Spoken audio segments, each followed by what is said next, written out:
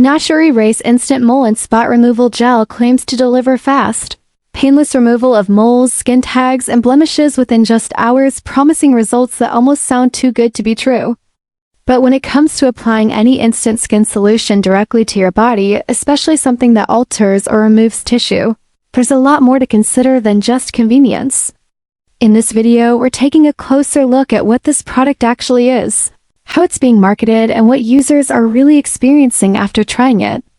Despite being advertised as a miracle gel, the product has also popped up under different names like Vivagivo, Ovalgo, and Levels, all using identical strategies, slick ads, questionable before and after photos, and tons of reviews that don't quite add up. While some users have claimed results, others have reported irritation, burning, and even scarring, raising serious concerns about its safety. Experts point out that without proper medical supervision, using harsh topical treatments like this could lead to permanent skin damage or mask more serious skin conditions. So while the idea of removing a mole or tag at home might be tempting, you should ask yourself whether saving a trip to the dermatologist is worth the risk.